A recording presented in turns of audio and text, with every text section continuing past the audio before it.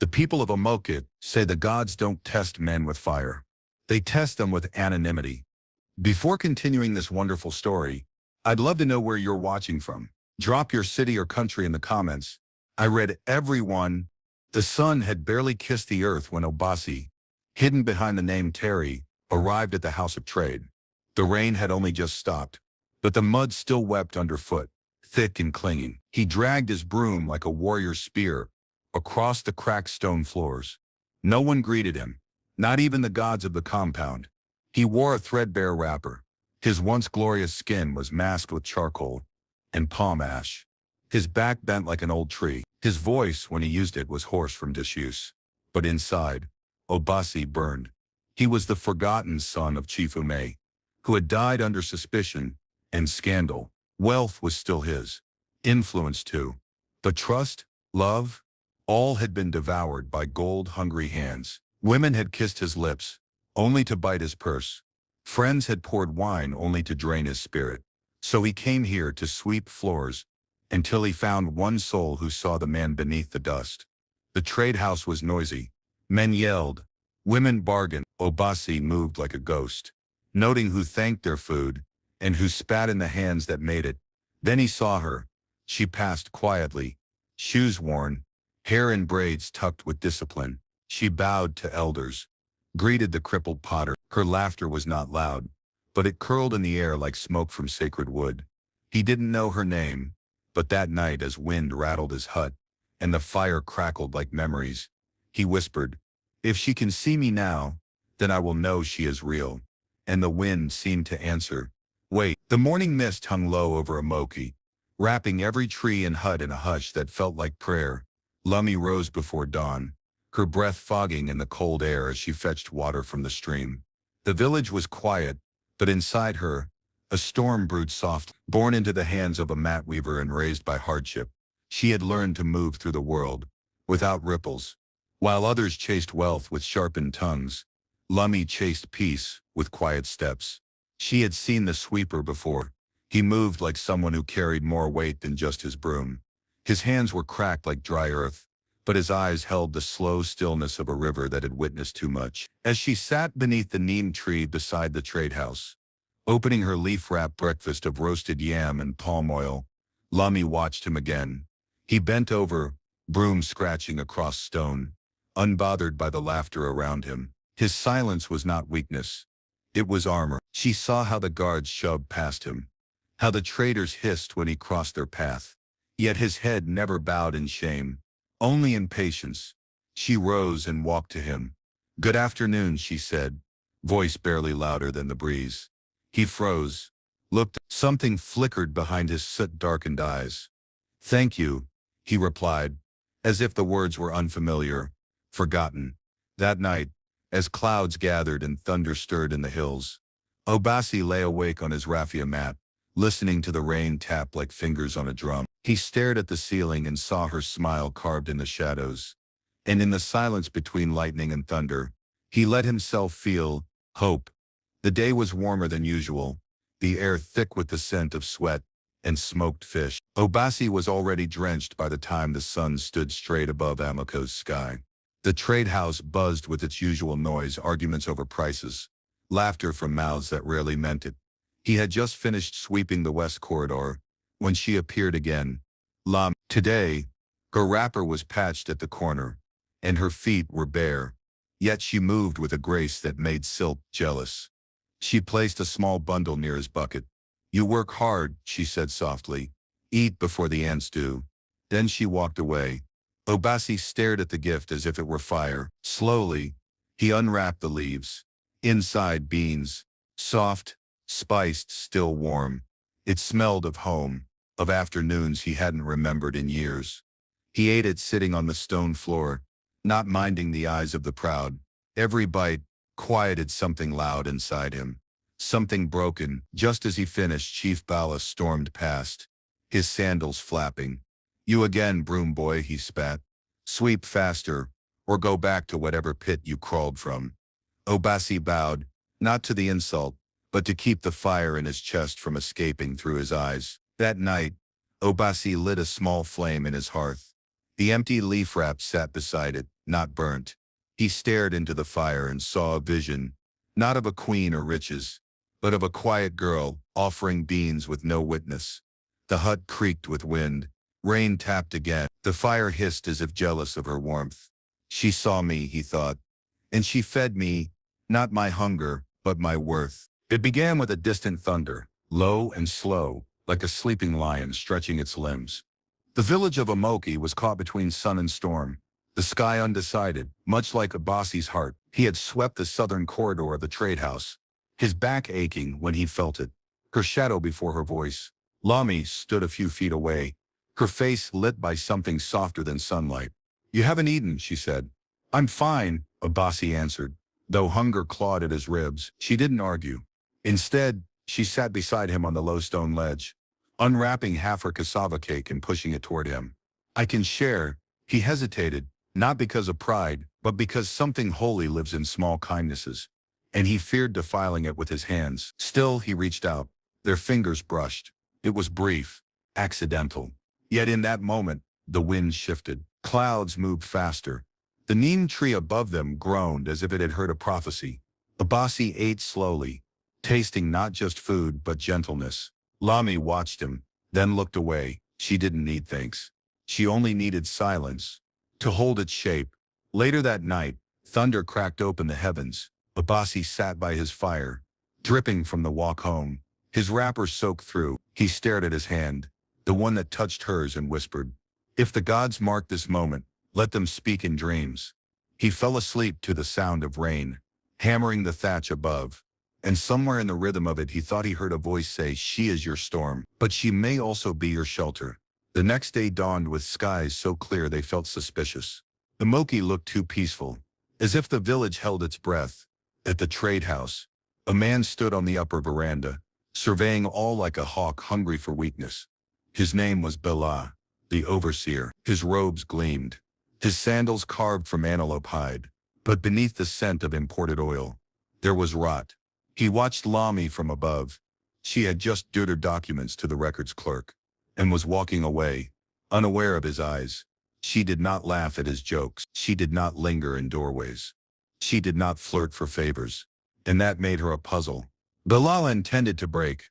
That afternoon, he summoned her. "You're different," he said, swirling palm wine in a calabash.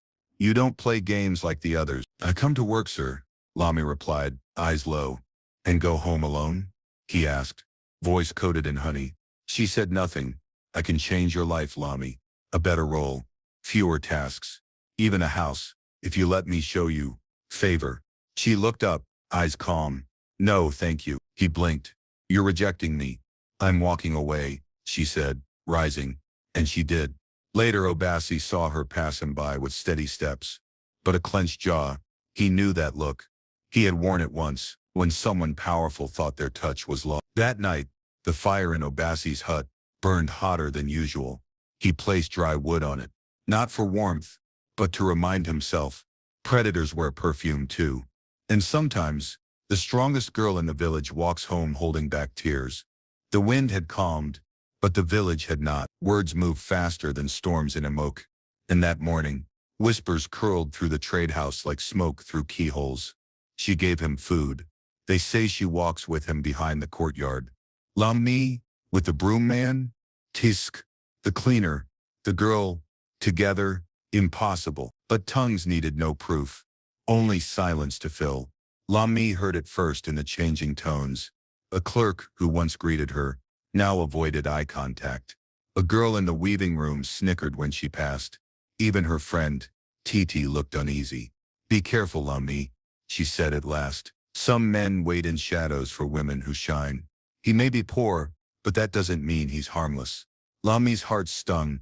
Titi, no, Obasi, had never asked for anything, never demanded, never followed her, only swept, only listened, only existed with dignity. But now doubt snuck in like a snake through a cracked door. Later, as rain threatened again, she saw him by the well, scooping water. His back was turned, but she knew the slope of his shoulders. She almost waved, almost. Then she walked past. That night, Ubasi felt the change. He always felt changes. It was in the way people looked through you, instead of at you. He stared into the small broken mirror tied to his wall, a shard from a past life, and asked, who do they see when they look at me? A cleaner, a liar, a beggar wrapped in dust. But deeper still, a more painful question rose. Who does she see now? Outside, the wind stirred again, and this time, the fire struggled to stay lit. The sky that night hung heavy like a soaked cloth. Even the crickets sang in slow, uncertain rhythm. Inside his hut of dry palm reeds and mud, Ubasi watched his fire cough weak flames and then die. 3 times in a row, each time he tried to relight it, the wind blew harder. He took it as an omen. Lami had walked past him today, again with that same polite smile people wear when they've already decided you no longer matter. He had tried to catch her eye, to offer a word, even just a nod, but she kept moving, quiet, careful, distant. He sat in the dark, the scent of ash clinging to his skin. In his hands was the last leaf wrap she gave him. He had saved it out of habit, like an offering. Now he stared at it like it might speak. Have I lost her? He whispered. But the wind gave no reply. He remembered the way she first looked at him, with calm, not pity, with interest, not judgment. That gaze had opened something ancient in his chest, something no gold or title ever had. But now, she looked at him like he was a stain on a new wrap. His heart pulled back like a drum skin, drying in the sun, tight, brittle, waiting for the crack. Outside, the moon hid behind clouds. Inside, Ubasi whispered, let this season pass. Let the dust settle. Let her see me again.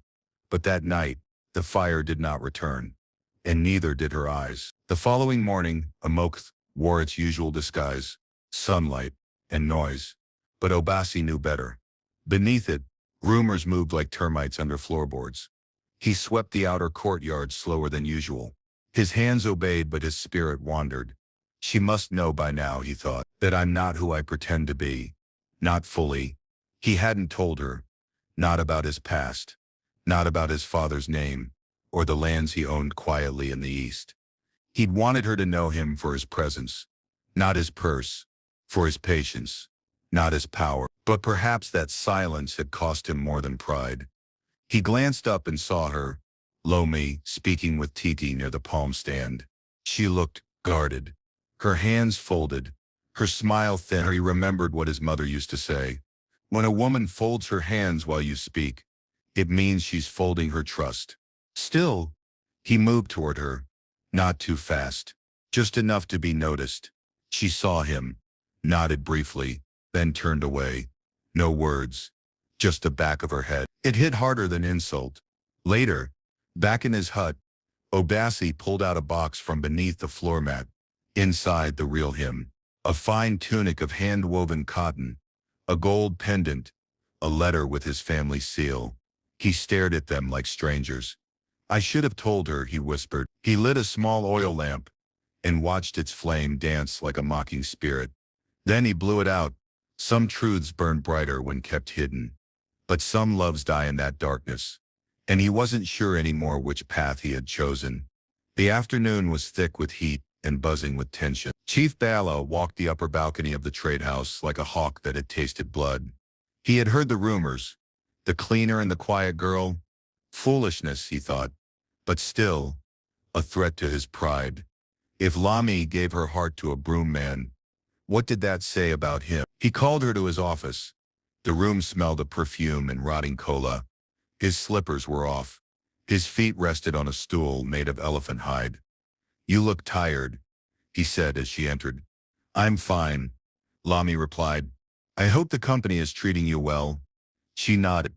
Because some people here may distract you, lead you into small corners, make you think small dreams. But you're meant for more. She said nothing. You know, he added, voice oiled. If you want to grow fast here, you should stay close to those who lead, not those who mock. That was it. A warning wrapped in a smile. She bowed slightly. Thank you, sir, and left. But inside her heart raced. The way he said mop. It stung, not because she was ashamed of Ubasi, but because the world had decided what he was. That evening she found herself staring into a basin of water, her own reflection rippling with her breath. "Did I judge too soon?" she whispered. "Or did he deceive me first?" At the same, Obesi stood by the edge of the village stream, watching his own reflection shimmer and fade. They both stared into mirrors that refused to stay still, and both asked the same question. "What if I was wrong about you?" The night was quiet, almost too quiet. Even the frogs had forgotten their song. Lami returned home with dust on her feet and a weight she couldn't name on her chest. But before she could open her door, she saw it, there on the mat, a bundle wrapped in cloth, a small bouquet of wildflowers, a note tied with twine. She stood frozen. Her heart thumped. The night air cooled her skin. She looked left, right, no one. She knelt. The flowers smelled like the stream after rainfall. The cloth held a parcel of cooked rice, pepper stew, and fresh mango slices. On the note, a single line, "To the one whose kindness is never forgotten." No name, no signature. She took the items inside, but her mind remained at the doorstep. Obesi, no. He was too proud, too simple, too honest. Or was he? Was this a trick to win her back? She paced the room, touched the flowers, read the note again. The words were soft, but the silence between them was louder. She didn't eat. She didn't smile. That night, she lay beneath her raffia mat, listening to the wind through the cracked window. Her eyes wide open. "Two kind men hide behind gifts," she whispered. "Or worse, do liars wrap their guilt in flowers?" Obesi sat beside his oil lamp, staring at a folded piece of parchment. His heart beat like festival drums. Fast, anxious, too loud for such a small hut. The letter wasn't grand, just a few lines, but it said what he couldn't. "I never wanted your heart to feel cheap. Only free. If you need space, I'll wait. If you need truth, I'll speak. Just don't shut the door without looking back." He sealed it with palm resin, no name, just words. He left it with a parcel of food he'd made himself, not because he thought it would impress her, but because he couldn't sleep another night knowing he hadn't tried. She had stopped looking at him like he mattered, but he still looked at her like she was the last piece of light in a dimming world. As he placed the bundle by her doorstep under the full moon, the air was heavy with dew and unsaid things. He didn't knock. He didn't wait. He just walked back slowly, barefoot, the ground soft from yesterday's rain. With every step, a voice echoed inside. "What if she never forgives you?" But deeper still was a smaller voice, one that whispered, "But what if she does?" By morning a moke buzzed. Whispers flared through the trade house like dry grass catching flame. She found flowers on her doorstep. "They say he's sending her food now. That sweeper must be cunning." It didn't take long for Bala to hear, and once he did, the smirk returned to his face, like a mask he never really took off. "She's being hunted," he told a clerk, "and the hunter wears poverty like perfume." He summoned Sheba, one of the sly-tongued women in accounts. She whispered to Lamy over lunch, "You know why he's doing this, right? You got a raise. People talk." Lamy's fork paused midair. "He waited till you had a house, a salary, a title. Now he remembers he loves you." Lamy's heart squeezed. Obasi had said little, given even less, never once asked her for anything. But still, the doubt crept in like smoke, under a door. At her desk that afternoon, she could barely type. Every keystroke echoed louder than her breath. The flowers, the note, his eyes, were they all part of a script? Or was she the one writing scenes in her head, while he simply stood quietly on stage, offering nothing but truth? That evening, she walked home slower than usual, and though the streets of Amokig were alive with voices, all she could hear were her own thoughts. If he lied about who he is, what else is he hiding? But deep in her chest, another whisper rose. Or, what if he's telling the truth, and you're the one walking away too soon? The sky above flickered with the first signs of a coming storm, and so did her heart. It wasn't planned. Lami didn't wake that morning intending to follow Obasi through the winding paths of Amokig. But as she watched him from the corridor, sweeping, wiping, pausing beneath the neem tree with eyes fixed on nothing, something inside her whispered, "See where he goes when no one is watching." She waited until his shift ended, until the crowd thinned, and the traders packed their goods. Then she followed, careful, quiet, half ashamed of herself. He walked with a slow rhythm, like someone who'd memorized each stone of the road. No phone, no bag, just a folded wrapper in hand, and his head bowed low. He passed the palm grove, turned left by the riverbank, walked another mile through the bush path, until he reached a hut. Not just any hut, it was hidden, quiet, but well kept. The fence was made of bamboo, the roof strong, the compound swept. Outside stood an old clay pot, filled with dried petals. Inside a small lamp flickered, clean, controlled. This was not a man of chaos, nor a man of filth. This was someone who lived with intention. She hid behind a tree, heart racing. Why does he live this way? She didn't knock, didn't call his name, just watched as he sat on his mat, pulled out a worn box from beneath the floor, and opened it. From where she stood, she saw a flash of gold. Not coins, a pendant, royal clean, glinting in the fading sun. Her breath caught. He was not who he claimed. She turned to leave, but her feet felt heavy, as if some part of her already knew, and had chosen to ignore it. That night, Obasi didn't light his fire. He sat in darkness, save for the small lamp flickering by his door. The gold pendant lay on the mat before him, next to a letter sealed in wax, unread, unopened, written by his late father. His fingers hovered over it, but he couldn't read it, not yet. Instead, he stared into the flame. Should I have told her? He whispered, but the lamp answered only in flickers. He thought of Lemmy's face the day she smiled at him beneath the neem. Pure, honest. Before the whispers, before the silence, before the gift. Now every glance from her felt weighed, filtered, tilted. He remembered how his mother used to test a pot of soup by dipping only one finger and tasting. She who dips with a full hand too soon gets burned. She'd say, Obasi had dipped. Now the fire licked his edges. But what hurt most wasn't her doubt. It was his own. He doubted that truth had power. He doubted that love could survive disguise. He doubted that Lemmy could still see the man inside the mask. Outside, the wind howled low and slow like a drum mourning its own silence. He picked up the pendant and pressed it to his chest. I'd give all this away, he said quietly. The land, the name, the wealth. If only she'd look at me again, like I mattered when I had nothing. But the night did not respond, and neither did she. The sky cracked open at midnight. Rain fell like grief, heavy, unapologetic, deep enough to drown silence. Lemmy sat on the floor of her room, staring at the pendant she had seen. It danced in her mind, swaying like a lie unspoken. Her thoughts were louder than the storm outside. He lied, but the words didn't comfort her. They didn't give her the anger she expected, only a cold ache behind her ribs. She wanted to be furious, to scream, to forget his name, but all she felt was confusion, and something worse, regret. She remembered the food bundle, the first smile, the calloused hands, the firelight in his hut. Was it all a trick? Or was he hiding not to deceive but to protect? She pressed her forehead to the cold wall, the scent of rain slipping through the window cracks. The storm reminded her of him, wild on the surface, still underneath. She whispered into the dark, why didn't you just tell me? Then from the window she saw him. Obasi. He was walking toward the trade house. In the storm, no umbrella, no wrapper, just his back to the wind, and his eyes fixed on something unseen. She watched him disappear into the rain. He did not look up, did not hesitate, as if he was walking toward an ending, or maybe a beginning.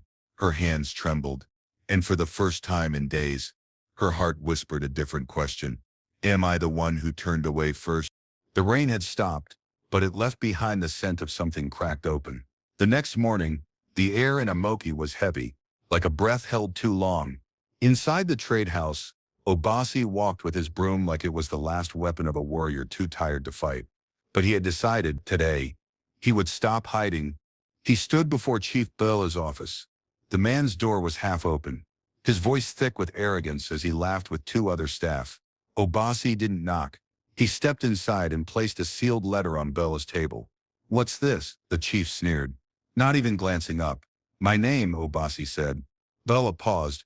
My real name. Now the room was quiet. Obasi continued, voice steady. Obasi Ome, son of the late Chief Ome of Oduki village, owner of 5 lands east of the hills. You've met me before. Just not like this. Bella stood. What game is this? No game, Obasi replied.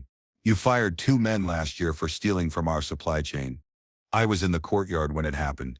I own the land they hid the goods on. Bella's face paled. You, Obasi turned to leave. Behind him, silence cracked like thunder. As he stepped into the courtyard, the sun broke through the gray clouds, spilling light on his shoulders like judgment. He didn't care who stared. He was no longer hiding, but in the wind that swept through the corridor, he still wondered, will she believe me? Or is it too late? By midday, the rumors had already bloomed. Obasi, the cleaner, was not just a man with a broom. He was Obasi Ume, heir of land and legacy, owner of more wealth than Chief Bala had ever touched. The trade house vibrated with tension. Some whispered apologies behind cupped palms. Others stared with a mix of fear and shame. But Bala, he burned. He stormed into the courtyard, eyes red, face slick with sweat. You lied, he roared. You tricked us. Obasi didn't flinch. I gave you the truth. You just didn't see it. You'll regret this. Bala spat. Then the final crack came. A voice from the back, Lum. She stepped forward, her eyes locked on Bala. The only regret here is yours. Gasps fluttered through the courtyard. You offered me favors. You mocked his hands. And now you stand here, stripped of the only thing you ever truly had, fear. Bala trembled. His mouth opened, but no sound came. Then a guard stepped forward, with a sealed letter. From the board, he said, you've been relieved of duty, effective immediately. The courtyard buzzed like bees disturbed from a hive. Bala crumbled, but no one reached to catch him. Obasi looked at Lami. She hadn't smiled, not yet, but she had stood beside him, and in that moment, it was enough. That evening, under the neem tree, where it all began, Lami waited. Obasi arrived slowly, as if unsure if he was still allowed to, but she stood, and for the first time in days, their eyes held each other without blinking. I saw your hut, she whispered. I knew you did, he said. I saw the pendant. I almost burned it. A beat. I thought you lied to me, she said. I did. By silence, not by intent. Another pause. And I thought I was wise, she whispered, until I realized, love doesn't always arrive wearing the clothes we expect. The wind rustled through the tree. Leaves fell like pieces of old pride. I came to tell you something. Obasi, I already know, Lami replied, but I still want to say it. She nodded. I love you, he said. She didn't answer. She stepped forward, took his hand, and placed it on her chest. There where the storm had raged. For days. It was quiet now, and in that stillness they both knew. Not every fire burns things down. Some fires rebuild. The next morning, all of Amoki was summoned. A town crier had walked the village paths before sunrise. His bell echoing, gather at the trade house. A truth is ready to speak. By midday the courtyard was full. Merchants, elders, servants, even children clutching roasted maize. They came with curiosity. They stayed for shock. Obasi stepped forward, wearing neither rags nor robes of royalty. Just clean cotton. His father's pendant hung bare against his chest. He stood before the crowd, not taller, just seen. My name, he said, is Obasi Ume. For months I swept these floors, cleaned your toilets, heard your curses, felt your silence. Murmurs rose. I hid not to deceive, but to understand. To find out who respects a man without coin. Who greets a stranger without knowing his name. He paused, and I found her. He turned to Lami. She gave me food when no one gave me eye contact. She shared her voice when mine was buried in dust. Lami stood still, tears lining her eyes, hands folded like prayer. The people watched, not her beauty, but her dignity. Then Obasi looked at the elders. I will not reclaim my father's seat, he said. I do not want to rule. I want to build, but I will no longer hide. He reached into his pouch and raised a paper high. I gift the eastern lands to build a school, a place where titles won't matter. Only kindness, skill, and soul. The wind shifted. The people stood in silence. Then, like a wave returning to sea, they began to clap. Slow, awkward, but real. In that moment, Amoke changed. Not because Obasi was rich, but because he proved even when covered in dust, a heart still shines. Weeks passed. The trade house no longer treated silence as weakness. New rules were made, new hands were lifted, and people whispered Lami's name with respect, not curiosity. She and Obasi didn't rush. They didn't build a palace. They didn't ride white horses. They simply began side by side, one gesture at a time. Each evening they returned to the neem tree, not to relive what was lost, but to plant something new. One afternoon, Obasi knelt, not with a ring, but with a small clay pot. Inside it, the first sapling from a rare fruit tree his mother once cherished. "Let's plant this," he said, "here where I first heard your voice." Lami took the pot, touched the soil. Together they dug. The sky above was clear. No rain, no thunder, just warmth. As the seedling stood in the ground, fragile and green, Obasi whispered, "Let it grow slower than love, but deeper than memory." She smiled. No crowd, no applause, just earth beneath their fingernails, and truth between their breaths. Years from now, they knew, the tree would shade two old people sitting hand in hand, and no one would know their story. Started with a broom, a whisper, and a gift wrapped in banana leaves. But the wind would know, and the tree would remember. If this heart-touching story moved you, don't let it be the last. Like, share among your friends, and subscribe to my channel. Please tell me in the comments what moment. I'd love to hear what stayed with you. I read yours every comment and make my next story better. Keep the emotions flowing. Another heart-touching story is just one click away.